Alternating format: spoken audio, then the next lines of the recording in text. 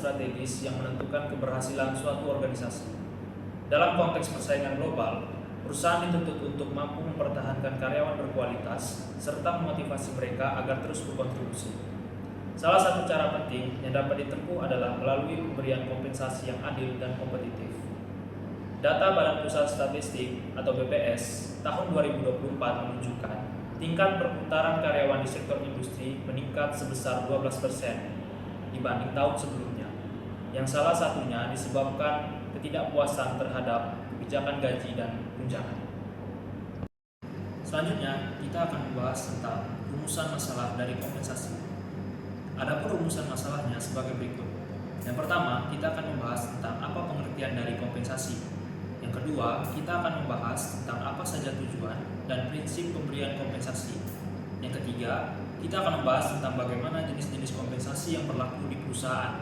Yang keempat, kita akan membahas juga tentang faktor apa saja yang memengaruhi kebijakan kompensasi. Dan yang terakhir, kita akan membahas tentang bagaimana contoh penerapan kompensasi di perusahaan. Selanjutnya, tujuan dari materi kita kali ini. Tujuan dari materi kita kali ini adalah untuk menjelaskan konsep kompensasi, menguraikan tujuan dan prinsip pemberian kompensasi, menjabarkan jenis-jenis kompensasi, serta menganalisis faktor-faktor yang mempengaruhi penetapan kebijakan kompensasi. Selain itu, materi kita kali ini juga menyajikan studi kasus tentang gambaran nyata penerapan kompensasi. Baik, untuk materi selanjutnya akan dijelaskan oleh rekan saya yaitu Zafwan. Kepada Zafwan, dipersilakan. Terima kasih Efrem atas kesempatannya. Baik, di sini saya akan menjelaskan pengertian dari kompensasi. Nah, kompensasi menurut Dassler tahun 2020, kompensasi merupakan balas jasa kepada karyawan atas penghargaan dari kontribusinya di organisasi, baik dalam bentuk finansial maupun non finansial. Nah, dari Hasibuan tahun 2019 menegaskan bahwa kompensasi ini bukan hanya sebagai gaji, tetapi juga fasilitas untuk meningkatkan kesejahteraan karyawan. Jadi, dengan demikian, kompensasi ini merupakan gaji, insentif, tunjangan, dan juga penghargaan. Baik, selanjutnya saya akan menjelaskan tujuan dan prinsip pemberian kompensasi. Nah, tujuan pemberian kompensasi antara lain yaitu pertama, menarik tenaga kerja yang berkualitas. Yang kedua, mempertahankan karyawan yang berprestasi. Yang ketiga, memotivasi peningkatan kinerja. Yang keempat, memastikan kepatuhan hukum. Yang kelima, menjaga citra perusahaan. Nah, prinsip-prinsipnya antara lain yaitu keadilan internal, keadilan eksternal, kemampuan finansial perusahaan, dan pay for performance. Selanjutnya, kita bakal membahas tentang jenis-jenis kompensasi.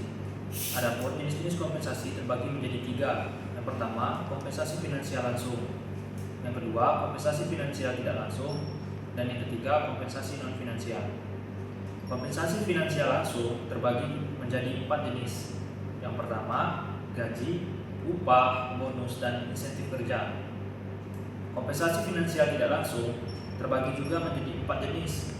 Yang pertama, tunjangan kesehatan, asuransi, program pensiun, dan cuti berbayar.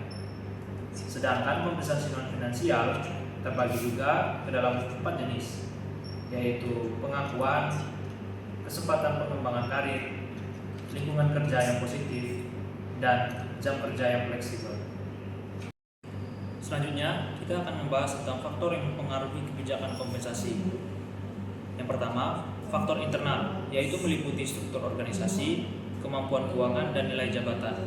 Yang kedua, faktor eksternal, meliputi kondisi pasar tenaga kerja, regulasi pemerintah seperti UMR atau UMK, inflasi, dan tingkat pengangguran.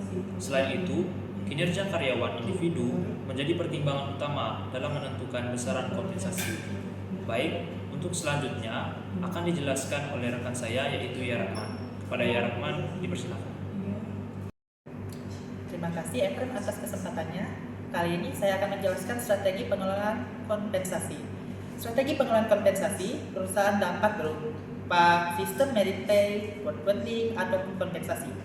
Strategi berbasis kinerja memastikan bahwa karyawan dengan kontribusi tinggi menerima imbalan yang sepadan.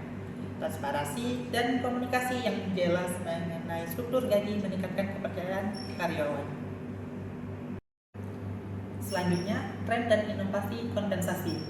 Tren global menunjukkan peningkatan program fleksibel benefit, opsi saham karyawan, dan tunjangan berbasis kesejahteraan mental. Di Indonesia, beberapa perusahaan teknologi menerapkan bonus berbasis proyek dan kebijakan work from anywhere dengan tunjangan perangkat kerja. Baik, selanjutnya yaitu studi kasus. Kami mengambil studi kasus yaitu Gojek di Indonesia. Gojek ini menerapkan sistem kompensasi berbasis kinerja dengan insentif mingguan bagi mitra driver yang memenuhi target perjalanan dan juga rating yang tinggi. Nah, dari program tersebut terbukti dapat meningkatkan retensi dan juga kepuasan bagi mitra dan dapat mendorong produktivitas. Selanjutnya adalah kesimpulan dari kami. Kompensasi merupakan salah satu elemen penting dalam manajemen sumber daya manusia yang berfungsi sebagai motivasi penghargaan atas kinerja karyawan. Sistem kompensasi yang baik harus adil, kompetitif, dan sesuai dengan kemampuan organisasi. Pemberian kompensasi yang tepat dapat berdampak positif terhadap kepuasan karyawan serta produktivitas karyawan, pada akhirnya membantu organisasi mencapai tujuan bisnisnya. Baik, mungkin itu saja yang dapat kami jelaskan dari kelompok kami mengenai kompensasi. Nah, di sini teman-teman sudah pasti paham tentang apa itu kompensasi. Nah, kompensasi ini penting karena jika kita memberikan kompensasi yang tepat, maka kompensasi tersebut bisa berdampak positif kepada kepuasan kerja dari karyawan kita. Baik, mungkin itu saja beberapa penjelasan yang dapat kami berikan pada saat ini. Kepada teman-teman, kami ucapkan terima kasih atas perhatiannya.